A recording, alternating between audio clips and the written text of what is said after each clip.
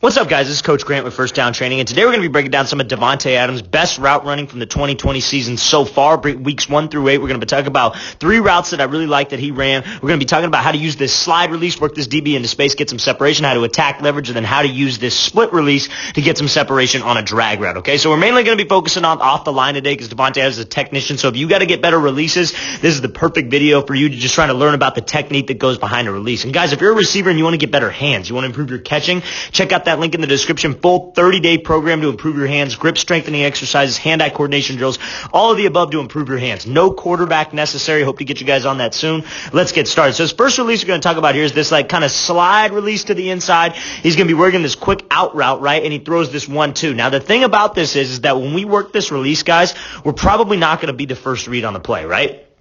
Or it's going to be a longer developing play, because what a lot of people do is they'll be the first read and they got to run like a quick slant or a quick out. And what they'll do is they'll work this slide, give all these moves, and it takes too much time, right? Anybody can do this slide release. Everybody's got the moves to do this slide release. If you've been watching this channel long enough, you've been working some of the drills, you definitely know what to do, but it's when to do it, right? So let's watch this thing full speed. So when you slide a DB into space like that, range is so important because we got to make him make a decision, right? So if I slide into this like almost, not to get too technical, but on this like 45-degree angle, right? This DB has a decision to make. What a lot of people do is they'll work this slide and they'll go too vertical. And when they go vertical, the DB could get hands and still stay on the inside and kind of use you as a guide, right? So we want to make sure that this DB has to make a decision. We want to make him either he has to shuffle with me and watch my hips, or he's got to come at me off of his platform, off balance to try to get hands, right? And then I just swat it by and then I go. It's a reactionary plan, right? So you see when Adams slides off the line here, he slides him into space, right? Now what's the decision this DB made? He's going to slide with me. Okay, so now I could just work this crossover and get to the outside. And it helps that when we slid into this range, this DB turned his hips, right? He could stay a little bit square, but even if he stays square and he decides to shuffle with me, I still got him in range without hands. So then it's just like I'm playing basketball with him. I work this 1-2, I focus on throwing my upper half, and I focus on accelerating out. So now when you guys throw this 1-2 and you guys throw this explosive first step, right, your upper half is so important. DB's eyes are a little high, right? He's looking at those shoulders and that head, but still, we got to anticipate that the DB's going to be looking right at my hips, have eye discipline, be in a good base, and he's going to, but it's more so about what we do wrong than what the DB does right? If I screw up the release and I screw up the technique, I feel like a receiver's mindset should always be like, it's about what I'm doing wrong, not what the DB's doing right. So when we come off the line here and we work this slide, you see how he gives this little patient stutter, then he goes 1-2. And you see how much he throws his upper half and how his toes stay forward, right? So again, that's real technical, right? That's real technical, keeping your toes forward, because that keeps the weight on the inside arch of your foot so you can explode and drive out. What a lot of people do is when they throw their upper half, they'll open up that toe and they'll open up their hip. They throw open rather than throwing out. Like when you work a crossover in basketball, you're not turning your foot, not turning your whole upper half. Because if he were to open up his toe right here and have his hips pointed towards the inside of the field, he would never be able to drive out. He'd have to stand up and manually turn and manually get out of there. But because he throws his hip laterally, you want to throw lateral, and you want your upper half to work separate from your lower half, that's what allows him to keep his toes forward, keep the weight on the inside arch of his foot so he can explode and drive out. And that first step on this 1-2 is like an explosive step. It's quick and then you throw.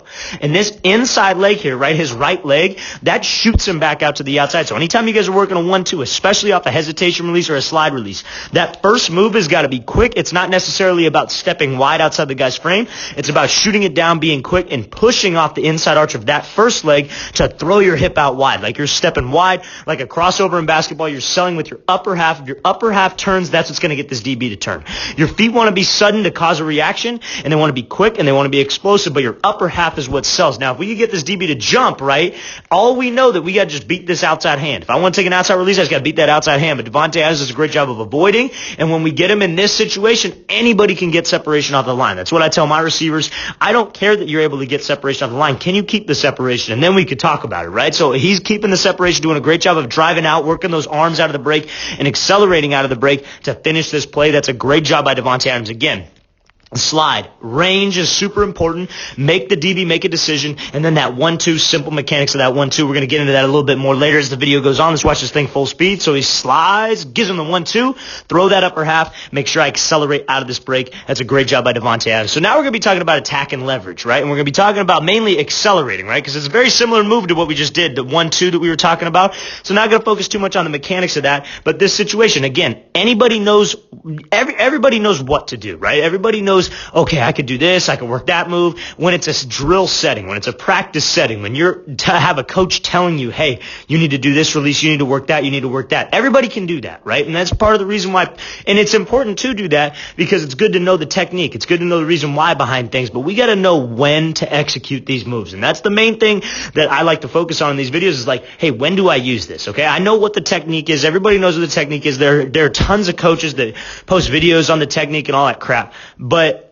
when do I do that? That's the thing that a lot of receivers struggle with, because you see so many receivers, they watch all the videos, they watch the breakdowns, but when it comes game time, and I've seen it before with athletes that I've worked with, when it comes game time and the lights come on, they freeze and they just run. They just take the quick little speed release and they just go. That's not what we're trying to do. We got to understand when to use this stuff so it's engraved into my head, and it's all about repetition. So when we come off here and we got this DB who's in this like off man look, right? Let's watch this thing full speed. So we attack his leverage and then we throw a 1-2. Right? So the most important thing is squaring him up. We want to attack the midline of his body. I don't want to just get straight to the out right now. A, because that's not the timing of the play. Again, this is probably like a play action. I'm not sure what the play was here, so I don't want to say that it was a play action. But he's probably not the first read on this, or he is the first read and it's just a longer developing play, and Aaron Rodgers knows that. I'm not coming off on this when I'm maybe a quick like first little read. If I'm in this situation, I'm a quick first read. I'm probably going to burst up at him, come at him fast, give him a move, and then try to get out of there if I know this ball's coming out quick, right? So we come off the line, we want to attack his midline is the same reason off the line where we want to slide into open range, right? We want to get a reaction of him, just like that first video. So you see how we come here and we give this little hesitation, right? Because he's trying to match my tempo. He sees my little hesitation. He's not going to backpedal into the end zone. That's rule number one, right? But he kind of sits his ground, keeps his feet right there. So we kind of get him to slow down. When I change up my tempo, he's going to change up his tempo. That's a great job by Adams, working, attacking his leverage, attacking his midline, so he's forced to back up or just sit right there. And then when I get him into open space, I work that 1-2, right? Now, if he doesn't have hands, right, we should be able to get space.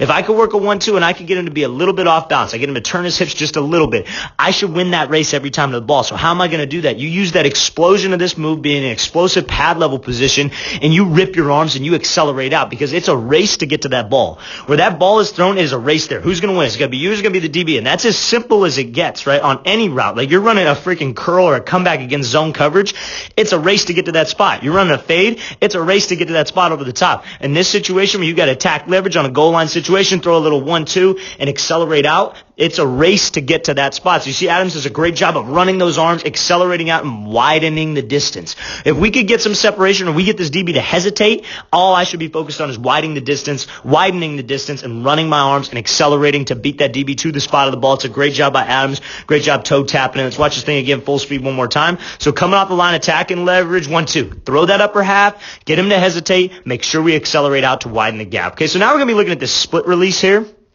And I apologize for the white screen. It's just that's the only way I could be able to fit the video in this. So when we're here and you see Adams come off the line, right? His DB's in this like catch technique, right? Kind of giving up the inside, so he's not really threatened by an inside release because he's probably got safety help. He's probably got some kind of help over the middle, right? So he's not threatened by chasing across the field, but he still wants to be physical and he still wants to get hands. So Adams does a great job of kind of using this like hesitation here, and he just splits, right? He's setting this DB up. How many times?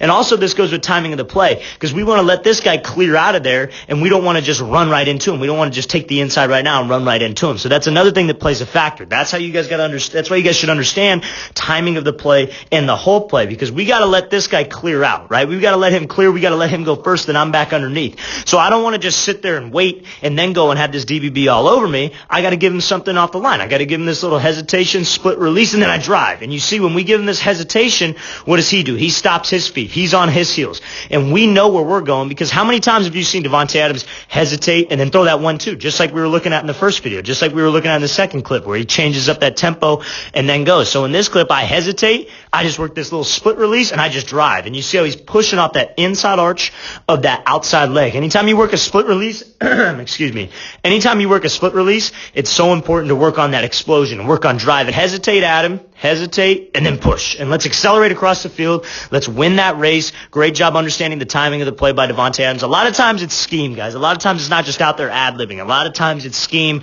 Got to let that guy clear. I hesitate, work the split release, and then I go. Let's watch this thing full speed one more time because we just want to make sure that we keep timing of the play. We want to let him clear out this backer, that safety, so Aaron Rodgers can get a clean read. And I also want to do my job to get some separation, which is why I hesitate, work that split, making all my releases look the same. You should have 5-6 releases every single game that you can use to mess with the DB, honestly, just to make it all look the same, to not let him be able to predict what you're going to do. You don't want to be predictable. You don't want to have the same tendencies every single week. Let's watch this thing full speed again one more time. So he hesitates, bursts out, accelerate those arms, and get across that field. That's a great job by DAVANTE ADAMS working that.